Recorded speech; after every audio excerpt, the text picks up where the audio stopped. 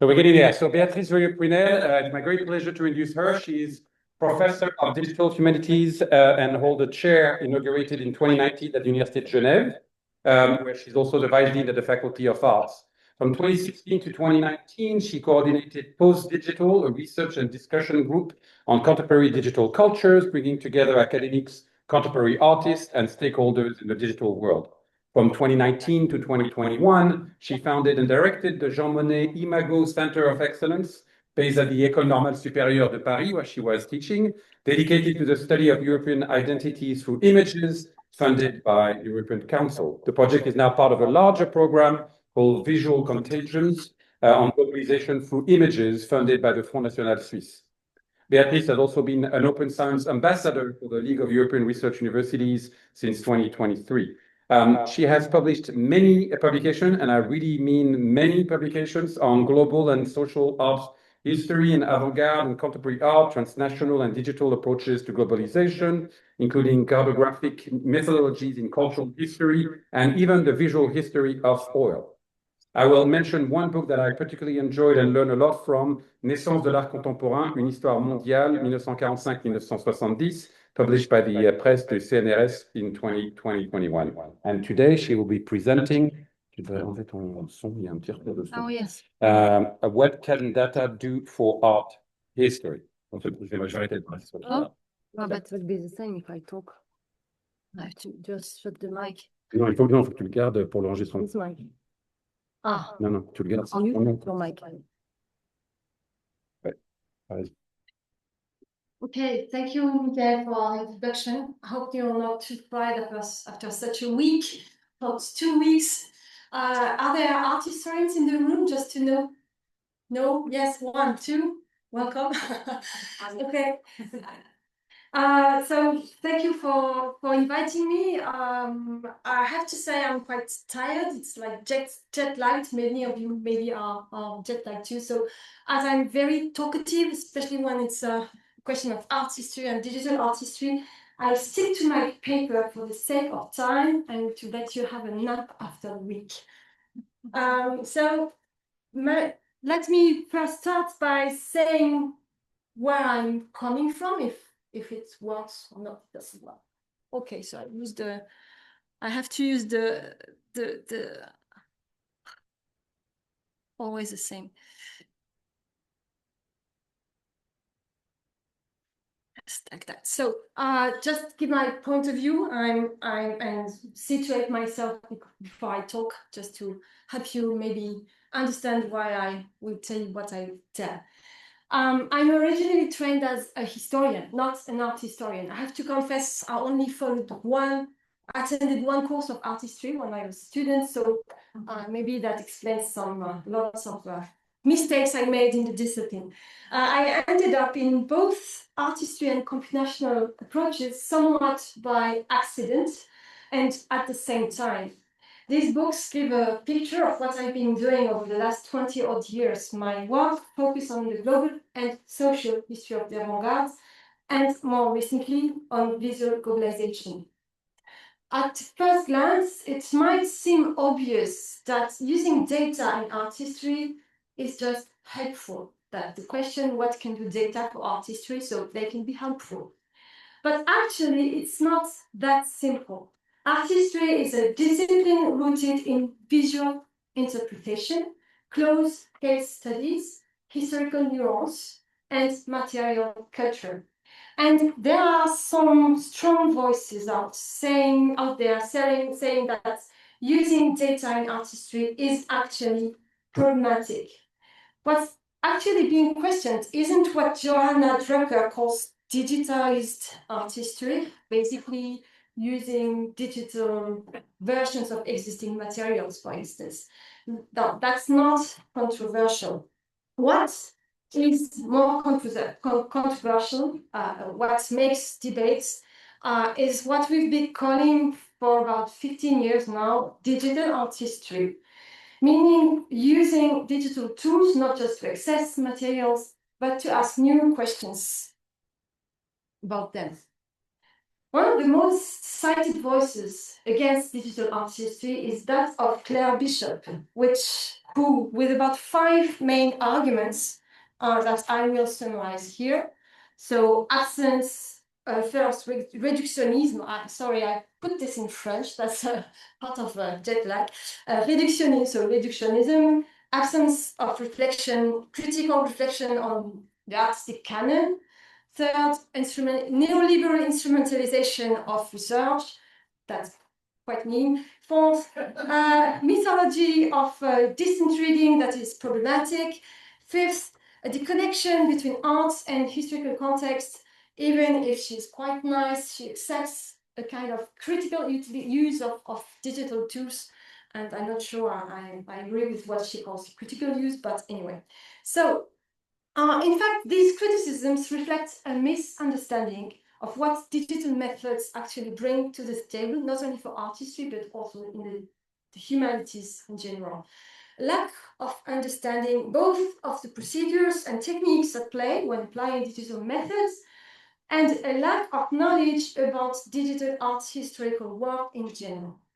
These arguments also reveal a bigger problem, I think, that digital art history gives such an image that it often risks being marginalized from its original discipline, or even becoming a separate field that doesn't interest those working in art history. And I'm sure you have the same problem in various disciplines, literature, for instance.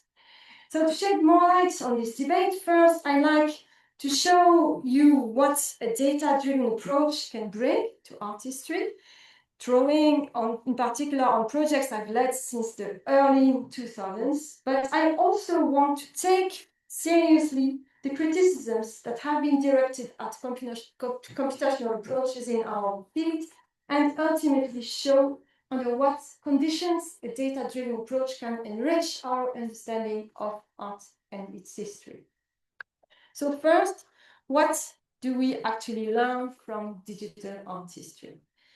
Data-driven approaches are often best suited to questions that require large corpora, of course. I'm thinking, for example, of the art market, the social history of art, or artwork circulation. It was precisely because I was asking these kinds of questions when I began my PhD long time ago, that I found myself drawn to digital humanities in the first place.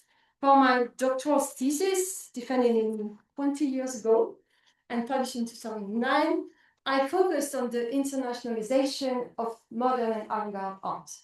The subject was, of course, overwhelming. I needed to reconstruct a broad landscape, so I used a very interesting source called exhibition catalogs by the hundreds before going to archives. What is an exhibition catalog? It's a kind of literary genre that was invented in 1673, and since then it has spread across the globe, supported by a whole ecosystem of technological, media, and commercial infrastructure. Printers, publishers, transporters, art dealers, venue managers, institutions, salons, biennales. A catalog typically provides, or at least claims to provide, key information about an exhibition. Its title, date, location, and sense of what was shown.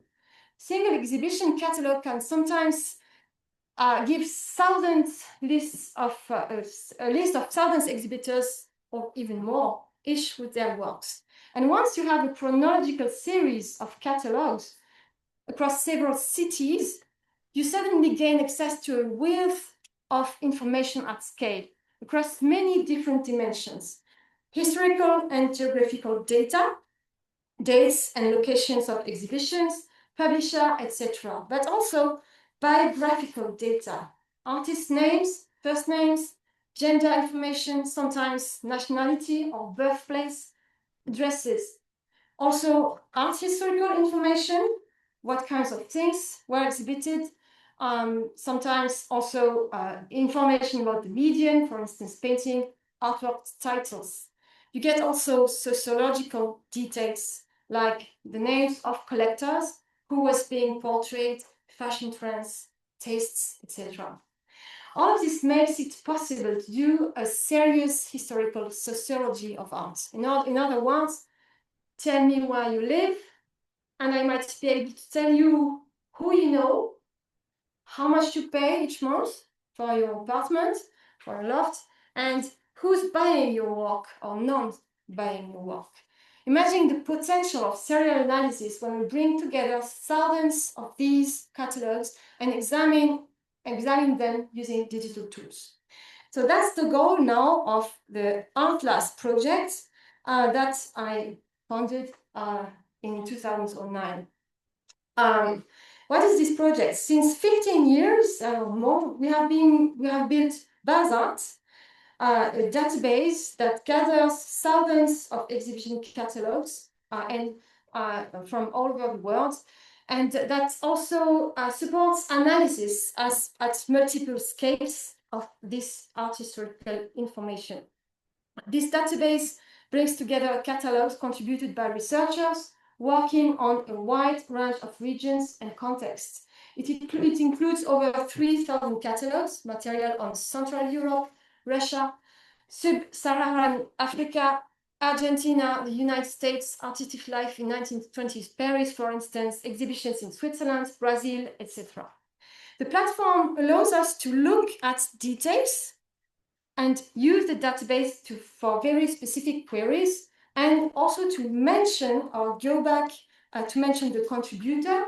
Very important, please mention the contributors when you use the data that they gather for you. So we can mention the contributors and also go back to the source and predict the source itself. Dates enable us to make, of course, chronologies and to reconstruct spatial repartitions of the data concerned. As, of course, the data is georeferenced. For example, if you're interested in all the artworks that include the word bust in the database, in their title, the database allows you to visualize multiple layers of information, not just the works that were exhibited, but also the addresses of the artists, sometimes their places of birth, and even the date of their death, or the addresses of the collectors who loaned the work in the exhibition. But these data aren't just interesting because they can be visualized through user-friendly interfaces. Users can export charts as images for inclusion in publications, which also ensures that the project is properly quoted. And they can also download the data along with geolocalization references to run their own custom analysis. This kind of project is incredibly useful for stepping back and spotting big picture factors, exploring artworks across time and geography, and adopting more global or socially oriented perspectives.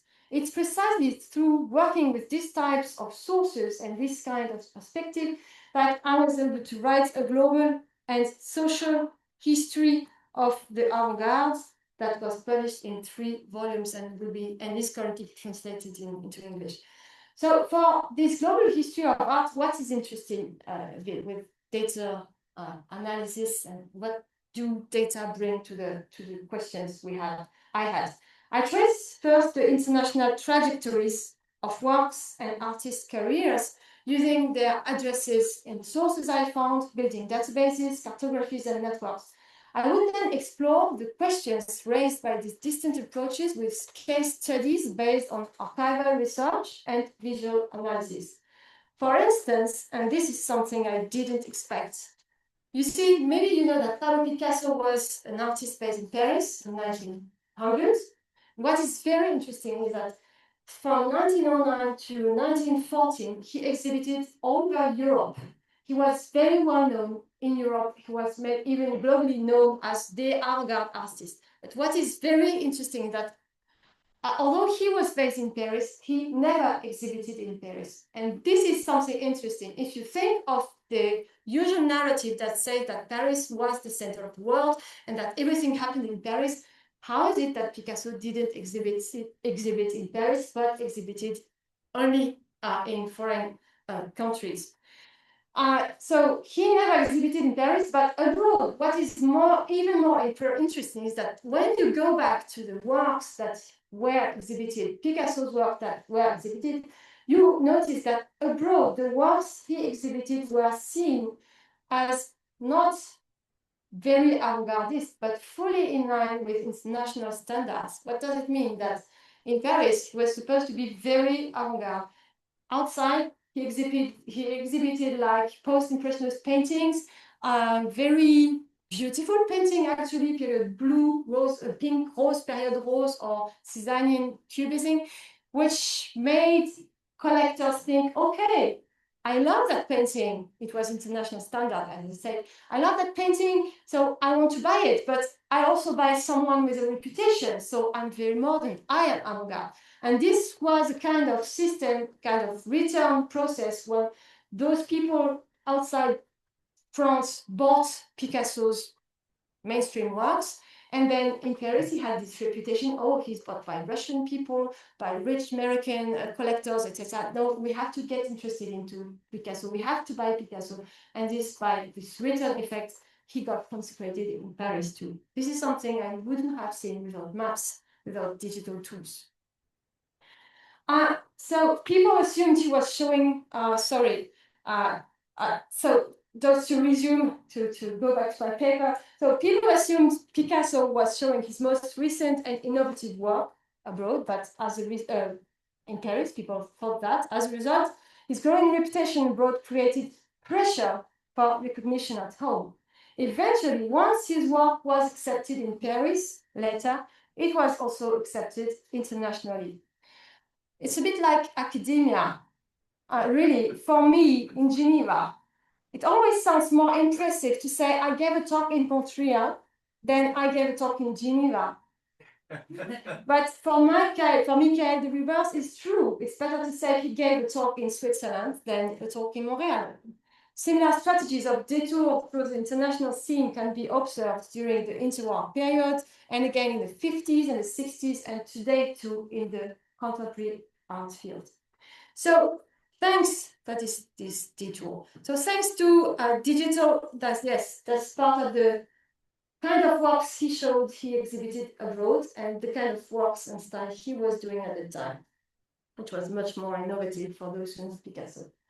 So thanks to digital visual methods, which are crossed with archival work, of course, the international field of modern art and avant-garde turned out to be far more complex than the traditional narrative of homogeneous styles first, or the story of Paris as the world of the capital of the world capital of modernity, later eclipsed by New York after 1945. There are problems of methods in the narratives of centers and peripheries.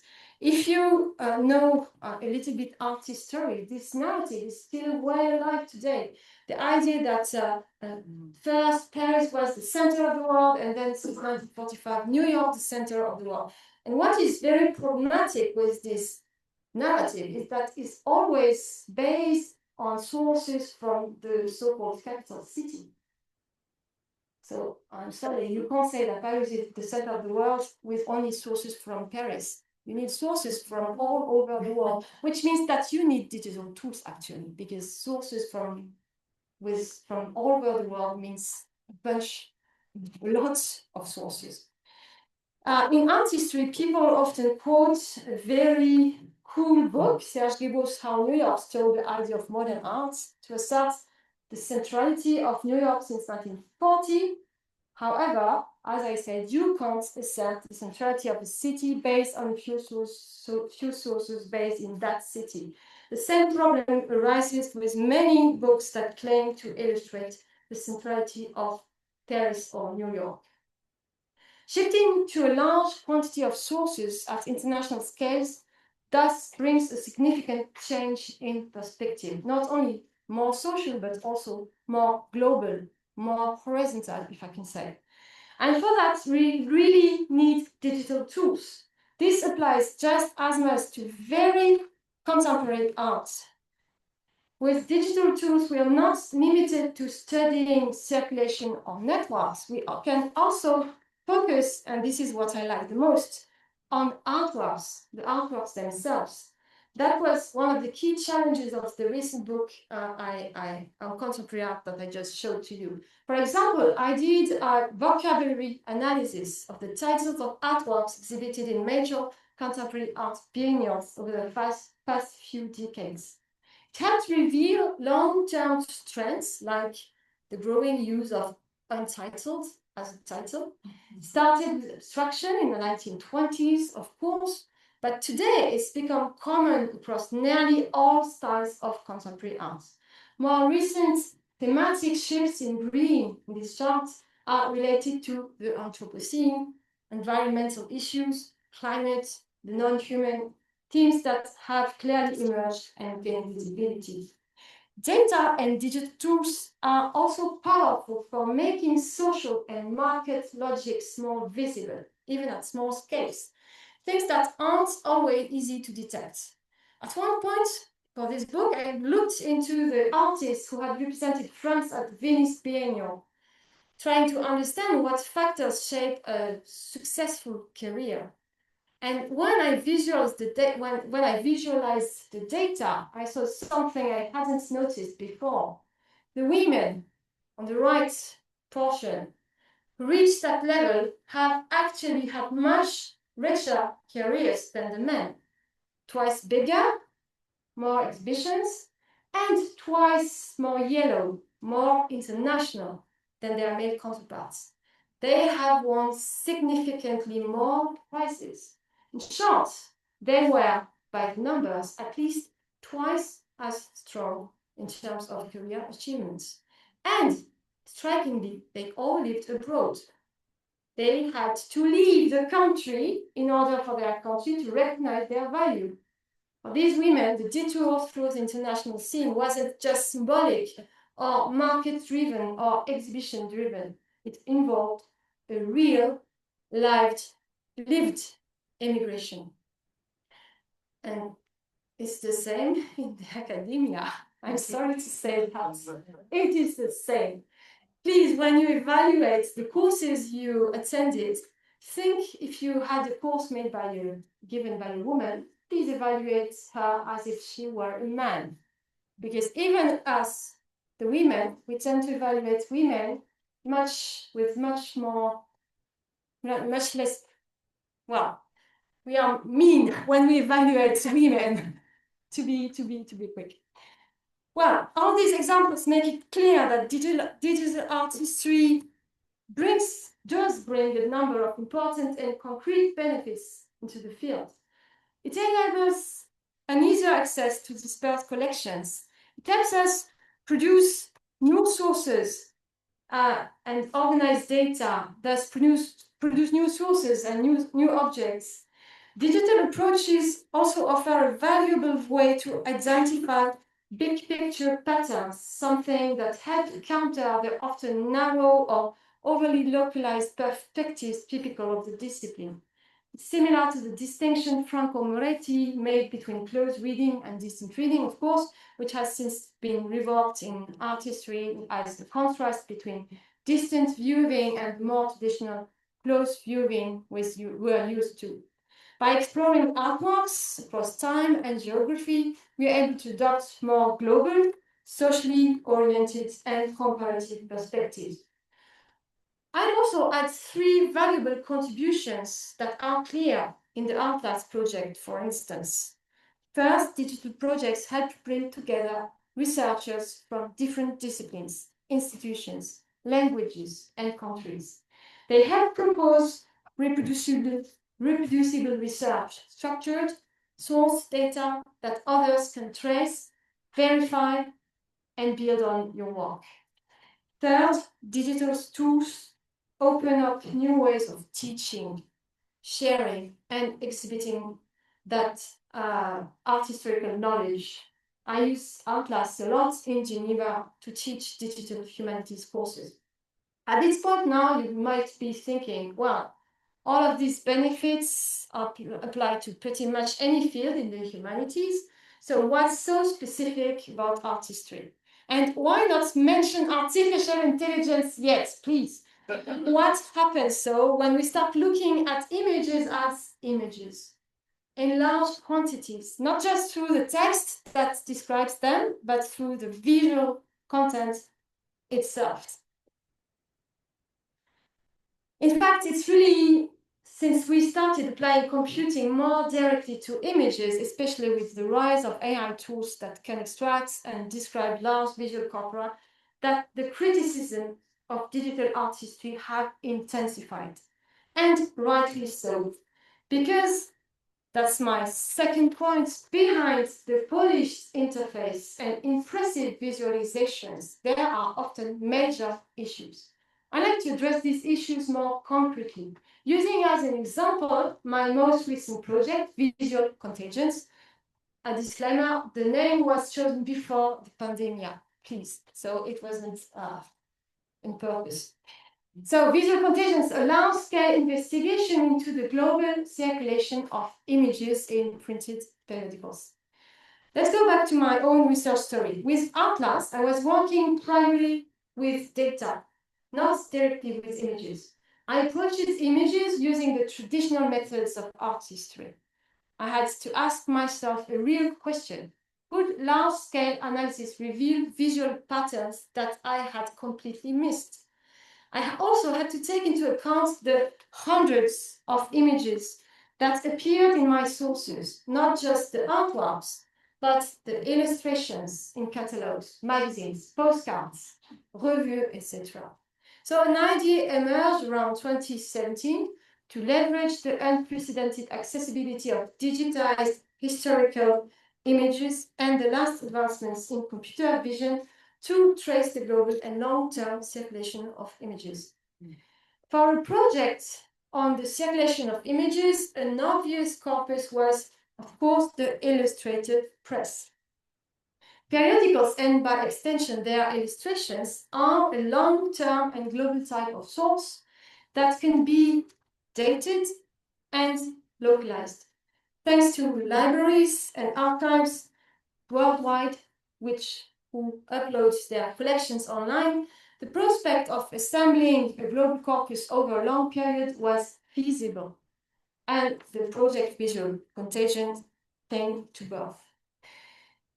Since 2021, actually, thanks to the support of Europe and the Swiss National Fund for Research, we have collected more than 18,000 periodicals published from the 1850s to the years 2000 in more than 53 countries and over 1,200 cities.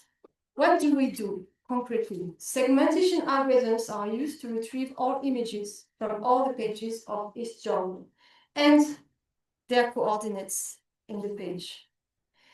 Each image is reduced to a vector, which is projected into a geometric space. Closed vectors are grouped together statistically, and thus we recover images by visual proximity also. As each image inherits from its medium the date and the place of publication and the type of publication, it is therefore possible to track similar images in space and time. We get images derived from the same original source, facilitating the study of artwork circulation for provenance tracking, provided we get captions, we find captions describing where this work was at that time, or the dissemination of specific logos and adverts. We get also close images, which include similar iconographies, like depictions of Virgin Mary or the same objects, such as sailing boats. These close images also encompass what used to be called styles for art or comparable layouts. So far, we have extracted over 15 million illustrations. To better order this deluge, we annotate and describe the images by hand. I want to make it clear by hand, because automatic annotation is not the solution. We created then an open access platform, this is it, called Explore, where we select specific clusters of similar images exclude non-relevant ones, for instance, library stamps or QR codes, and view them in spatial and chronological order. We can also download the data to analyze it with our own tools. At first, so this is where we download, sorry. At first, the goal was to produce a compelling study of visual globalization, but that was before we fully realized just how many limitations there would be. Corpus limitations first. The critics of AI artistry are absolutely right. They point out the limitations of using tools that were trained on contemporary photographs of present-day objects, usually color photographs, and then applying them to historical images. There are, in fact, several layers of filtering that prevent us from accessing the full range of potentially meaningful images.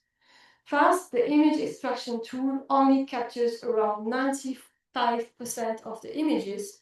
A lot are missed altogether. And sometimes, instead of pulling an image, the tool grabs a block of text by mistake. So this is a good mistake. Here it was good. But sometimes it grabs a block of text and not an image by mistake. The algorithm also struggles with older layouts, especially in printed materials where images and text were tightly combined, like in historical advertisements. Second, the matching algorithm itself, which is meant to group visually similar images, can produce some odd or non-interesting pairings.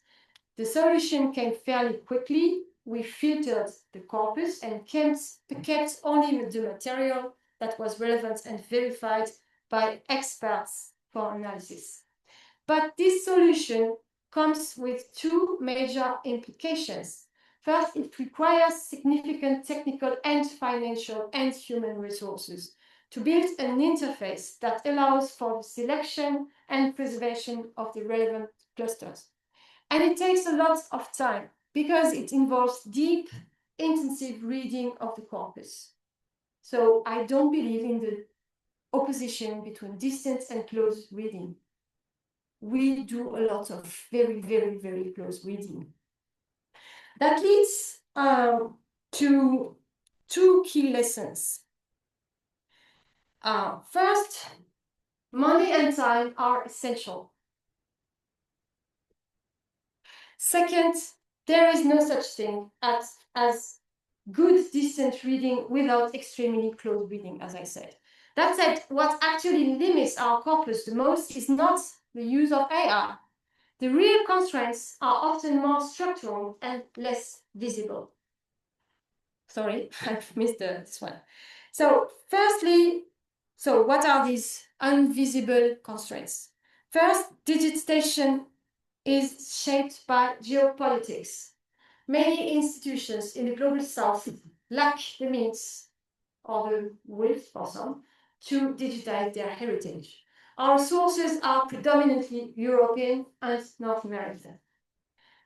Second, legal issues also impose an unpleasant chronological imbalance in our corpus, which is mainly from the period 1819-1960. Finally, the thematic distribution of our sources is biased because heritage institutions prioritize the heritage of the elite. However, I still think we are allowed to work, and I want to pause for a moment on the critique of non-exhaustive corpora that I hear so often against digital artistry and digital humanities in general. First, I want to underline that exhaustiveness is not the goal, nor should it be. No one asks a monograph to be exhaustive, and yet that expectation is often unfairly placed on data-driven research. The real question is, what can we show with the data we do have? A corpus only represents itself. In our case, the image series we've identified in circulation are meaningful in their own rights. Second, some patterns only emerge once you reach a certain scale, and statistical theory suggests that when a dataset is large enough, the patterns we see are likely to be significant, even if the dataset isn't complete. An example. In our image deluge up until the 1960s, only a small minority of images circulated, and even fewer did so on an international scale. Out of the 16.7 million images extracted by the machine, fewer than 3 millions are grouped into clusters of similar images, and not all these clusters are international. This phenomenon is comparable to human migration. In the early 20th century, the majority of people were born, lived, and died in the same countries. And there are clear linguistic boundaries that shape and restrict the global circulation of images. French periodicals, for instance, shared images mainly with French journals. Some countries talked with each other more than others. Germany in green closer to Poland, in light pink, for instance. We also note that images published in US cities, the bright pink one, are even more confined with each other than those in France throughout the period. And here in the left cluster, if we can see it, yes, in the left cluster, we can also see the persistence of national or imperial logics. In blue, the images published in Francophone journals. In green, the German cultural influence zone. We can suppose that it is rather in regional and linguistic logics that image internationalization is rooted, or was rooted, is rooted too, I think. Contrary to the saying, images do not speak the language, an international language. They do speak the language of their country. By contrast, and this is interesting for the art historian I am, art reproductions travel more widely and effectively than non-artistic ones. Artistic culture was a shared tradition among the international elite, of course. This helps illustrate only a few emerging trends, some of which we didn't necessarily expect. A kind of cultural analytics. You may be familiar with the trend initiated by Lev Malevich, or at the very least, a distant viewing of images, drawing on the concept of distant reading introduced by Moretti. For example, guess what is the most represented object in 19th century printed illustrated periodical? What is this? What? No. Object, I said. You are even wrong, also wrong for artwork, not this artwork. So if you want, what's the most represented artwork? What is the most represented object? Yes? Cars. Bravo. This is the car. And this is very interesting because if you look at this car, you see emerging trends, but also kind of competition between bikes and cars. You see, 100 years ago, it began. Anthropocene, the war between bikes and cars. So, and what I like in this research is that this shift is less apparent with textual records, such as the vast textual corpora of Google Books, or better, Gallicagram. Visual data proves more nuanced than textual data. Images came first, indeed, largely for advertising purposes because they are more immediate, more accessible than text, and above all, because they activate desire. But we always need to verify these hypotheses with other kinds of sources. That's where interpretation, historical context, and qualitative research come back in. To go back to the car's gradual monopoly of the visual landscapes from the early 1900s, and even more so after 1920, printed sources offer valuable insights into the early industrial production of ever-changing consumer needs. More generally, our corpus sheds light on the spread of industrial commodities such as the gramophone, the typewriter, the camera, television screens, etc. Images help drive both capitalism and environmental change by making things feel important, even sacred. They became a central driver of what Deleuze and Guattari referred to as libidinal capitalism, long before the television era delusion was analyzed.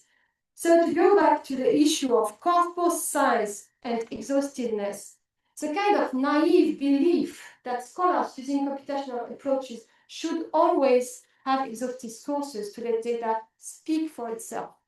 It's not the data speaking. It's the researcher choosing and applying tools and the research speaking through expert interpretation and validation. Actually, the most relevant critique of data-driven approaches rather concerns the epistemology that emerges from the multiple mediations involved in computational workflows. In the case of visual contagions, firstly, the computational lens misses the material conditions of images printed circulations. Multiple layers of technical reproductions are like invisible, made invisible. There is first the image, but also the printer. We don't really know how images really circulated from one step to the other. We don't get out we don't get information from the digital material if we don't go to, well, we need to go to archives, memories, diaries, ordinary practices. Reception studies, in particular, cannot be based on digital sources only. Secondly, what I find interesting, and maybe you feel concerned too, mapping methodologies encourage diffusionist ideas, especially when animated. When you see images appearing successively in specific locations, natural assumption is that the process leads from the first place to the second, and so on. More generally, in tracking similarities across space and time, the computational approach constructs genealogies and influences that may be only the product of our imagination. A visual diffusion can be indirect, actually. Between an original piece and its reproduction, we find copper plates, printing blocks, photography, various steps and techniques that make it difficult to know which image came in which order gave birth to which images. So diffusionism is often unintentionally reinforced when digital methods are used from a formalistic standpoint, where we assume that if two similar forms appear in different places at different times, then the form must have circulated from one to the other. That's the third major bias of computational approaches. When we let the machine group images based on visual similarity and stop there without deeper interpretation or contextual analysis. There are proven cases such as Fauvism and German Expressionism, where you cannot establish any link between two styles that appeared successively in two different places. What did happen was not imitation, rather a social and artistic similar reaction to a shared international context, what I call a social field effect. Young artists used bright colors against impressionist soft tones, primitive or popular objects in reaction to modern arts elitism, because at the same moment, they were opposing the same problem, the closure of the international field of modern art and the dominance of impressionism with a small elite, this is the elite, the top on the bound, a small elite that monopolized the best positions in the international field of modern art. So we need to cross-check sources, combine visual approaches with social ones, reconstruct human and social networks, and also complete these approaches with archives, written testimonials, as well as the analysis of artworks, which themselves talk about what happens at a given time, how people felt their own position in a given context. And this, I think, is the key difference with visual analytics, which usually takes data sets and a data set that it hasn't produced, analyzes it statistically, and stops there. And so the difference between visual analytics and the true art historical approach, where we envisage the layers of filtering that shape the corpus, where we multiply the possible levels of analysis, and where we go beyond the data with critical, contextual, and historically informed interpretation. My final point is a question. If there are so many criticisms of computational approaches in art history, and the use of AI in particular, isn't it partly because we often seem to fall into the very traps I've just outlined? So how do we explain that? Personally, I see three main reasons. First is almost structural. Digital humanities have become so technically demanding and the pressure to justify our methods so constant and intense that we often find ourselves spending more time defending our tools than asking real research questions. In the end, we risk losing not just time, but our own sense of purpose. Additionally, our answers are often too technical and end up being incomprehensible or unconvincing to most of our colleagues. As a result, this kind of research often don't reach the art history community because they tend to be published in digital humanities, computer vision, or cultural analytics journals, not in the core journals of art history. The second reason we often fall into the traps of digital methods is human. There is a real adrenaline rush that comes with using digital tools, especially AI. These tools are powerful, increasingly accessible, and incredibly fast. You tell yourself just a few more minutes and I'll get even better results. And then it starts again. Anyone who has spent time programming knows the feeling. There are even a kind of gamification at play. AI, especially now with tools like ChatGPT, etc., it delivers constant results, instant results, and frankly, it's fun. It literally triggers reward hormones. It becomes all too easy to get completely absorbed, beyond the fact that digital methods are trendy and that we can easily get swept up into a dream of total coverage. We often end up in what the French nicely call a course à l'échalote. How do you say in Québécois? Courir après sa queue. A kind of endless race, chasing more data, more precision, more results, and never quite arriving.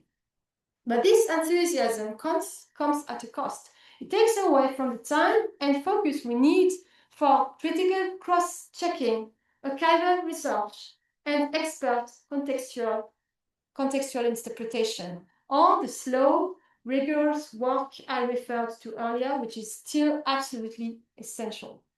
So what does this all mean? It means that doing digital art history today also requires us to reflect in almost existential terms. What do I really want to do? How do I want to spend my time? Where and when do I stop? And that brings me to my conclusion. Digital tools offer us extraordinary capabilities. They allow us to work with massive corpora and ask new questions. They help us see patterns we'd never noticed. They open the discipline to global and social approaches, but these tools also come with real risks. So one of the key challenges is not just learning the tech, it's about cultivating an informed skepticism, a critical mindset that helps us avoid the many traps digital research can fall into. We also need a clear sense of purpose. What kind of results are we aiming for? What conversations do we want to have? Not only with digital humanists, but with our colleagues in traditional art history. If our works, or in traditional humanities, if our work stays only at the level of data sets, tools, and visualizations, the results may not last. What kinds of stories can we tell from our results? And then, in the end, it's narrative, not data, that keeps art history or the humanities alive. Narratives last longer than platforms, longer than code, and certainly longer than the average hosting plan for a database. So maybe the best thing that could happen to digital art history is that one day it simply fades into the background. Not because it failed, but because it succeeded in becoming a natural, integrated part of how we do art history and fade behind compelling stories. And this is what I wish also for digital humanities. Thank you for your attention.